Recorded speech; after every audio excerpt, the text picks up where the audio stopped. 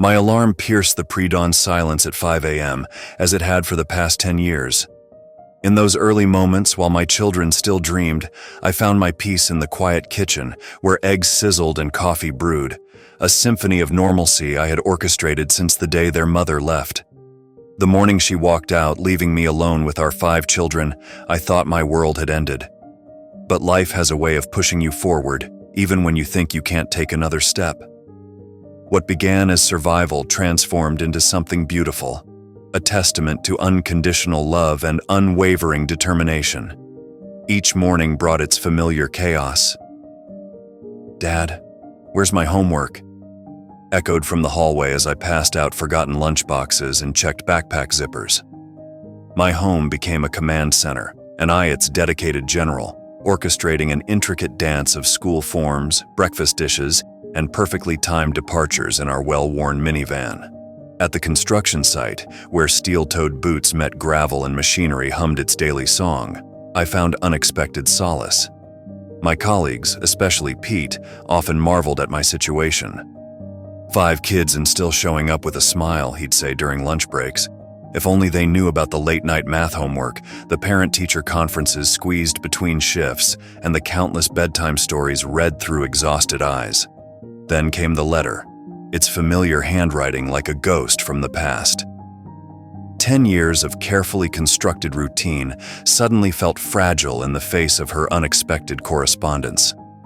That same day, life threw another curveball. Jim, my supervisor, called me into his office. "We'd like to offer you a promotion," he said, pride evident in his voice. The opportunity dangled before me. Better pay, greater responsibility, longer hours, a chance to provide more for my children, but at the cost of the precious time we shared. As I weighed the decision, I couldn't help but think about the journey that had brought us here, how my greatest challenge had become my greatest blessing. What I had done in those 10 years was simple yet extraordinary. I had transformed our broken family into something stronger. While their mother's departure left a void, it also created space for an unshakable bond between father and children. Now, holding her letter in one hand and a promising future in the other, I faced another crossroads. Her reaction to discovering how we had not just survived but thrived without her was indeed one of shock. Perhaps she never expected the man she left behind to become the father our children deserved. But that's exactly what happened, one early morning at a time.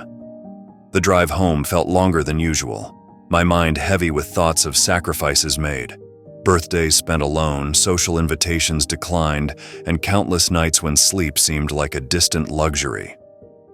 As I pulled into the driveway, my eyes fixed on the letter sitting on the dashboard. Her letter. The promotion offer and her sudden reappearance collided in my mind, 2 storms threatening the delicate balance I'd worked so hard to maintain. That evening, I sought out my eldest, who had shouldered adult responsibilities far too young. They had become my confidant, a role that filled me with both pride and guilt. "I got offered a promotion today," I began carefully, watching understanding dawn in their eyes. More money, but longer hours. Their smile carried the wisdom of someone who had grown up too fast. "We'll manage, Dad." 4 simple words that held years of shared struggles and unspoken understanding. I reached across the table and squeezed their hand, grateful for their strength yet aching for the childhood they had partially lost. The letter burned in my pocket throughout our conversation. Later, alone in my study, I finally summoned the courage to open it. Her handwriting hadn't changed, still the same graceful loops that once filled shopping lists and love notes. Now they carried a different weight, expressions of regret, claims of personal transformation, and pleas for a second chance. My hands trembled as I read her request to reconnect with the family she had abandoned.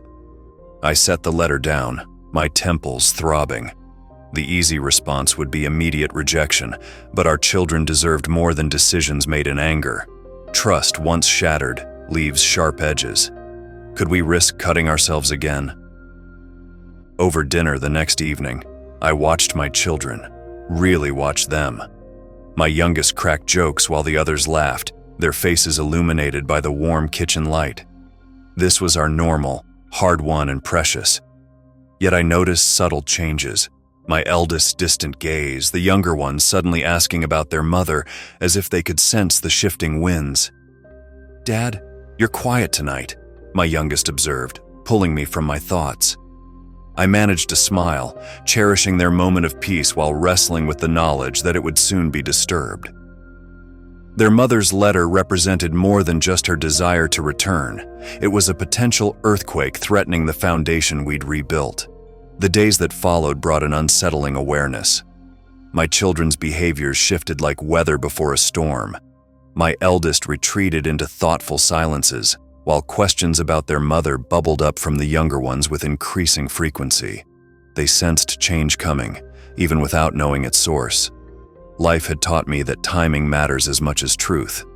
But how do you tell your children that the mother who walked away wants to walk back in? Every parenting challenge I'd faced seemed simple compared to this: changing diapers, handling teenage drama, balancing work and home.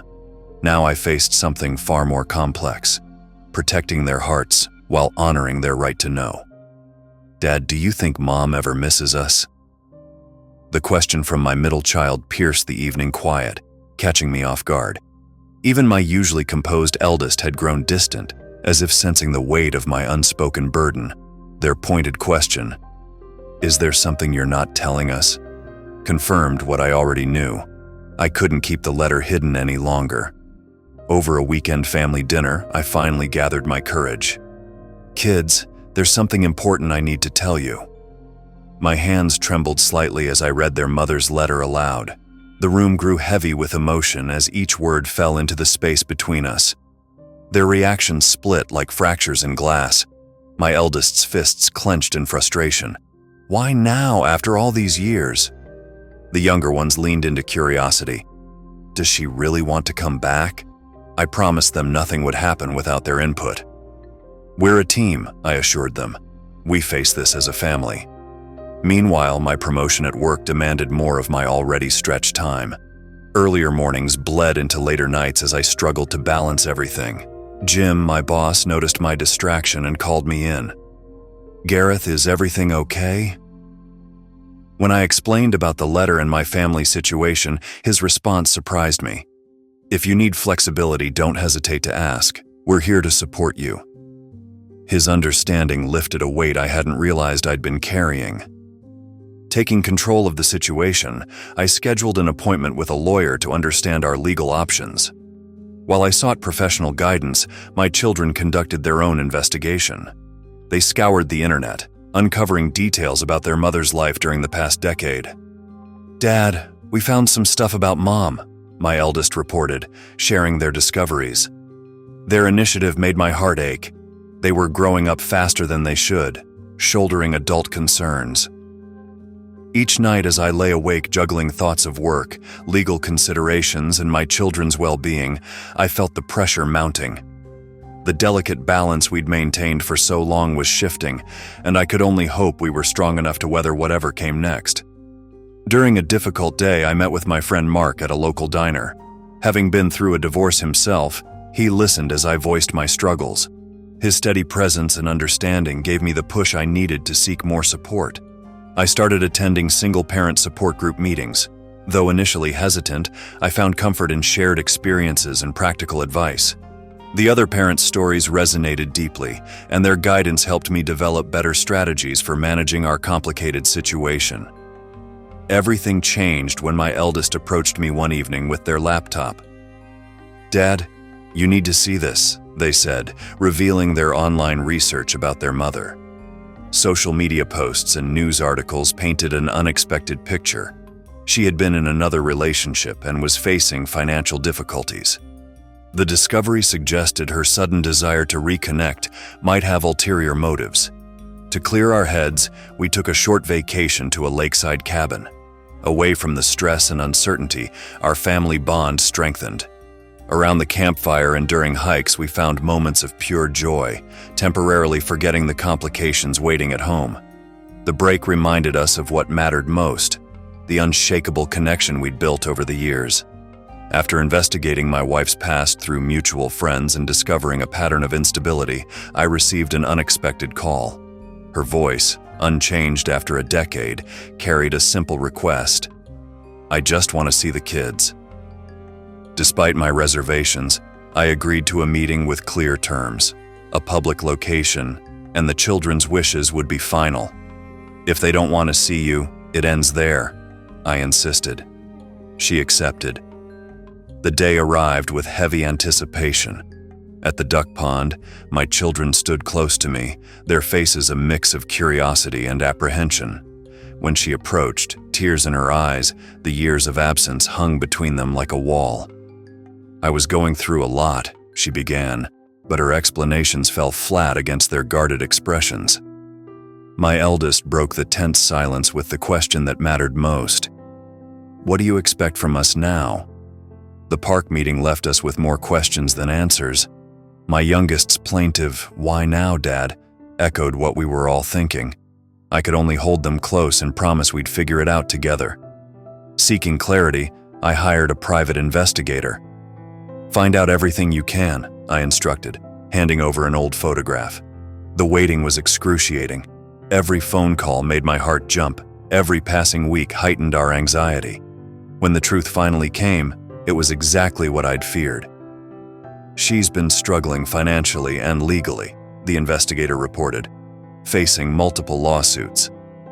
The revelation struck like a physical blow. She hadn't returned seeking reconciliation. She was looking for an escape from her troubles. I gathered my children for the hardest conversation yet. The truth hurt, but they deserved to know that their mother's sudden reappearance wasn't the redemption story we'd hoped for. Sometimes the answers we get aren't the ones we want, but they're the ones we need to move forward. I gathered my children around the dining table one evening, my hands steady as I laid out the documents I'd been preparing for years. "I have something important to show you," I began, watching their curious expressions turn to amazement as I revealed what I'd been quietly building. Over the past decade, while raising them alone, I had been meticulously saving and investing, creating a foundation for their future. College funds, investments, and most importantly, legal documents finalizing their adoption, protecting them from any custody claims their mother might make. "Dad, you did all this for us?" my youngest asked, tears welling up. I nodded, my own eyes growing misty. The stack of papers represented more than just legal protection. They were proof of a father's unwavering love, of promises kept through countless sacrifices and sleepless nights. As we held each other, I felt the weight of the past decade lifting. We had weathered their mother's departure, her attempted return, and emerged stronger. The future stretched before us, bright with possibility, secured by both legal documents and the unshakable bonds of love we'd forged together. "We're a team," I reminded them, "and we'll always have each other."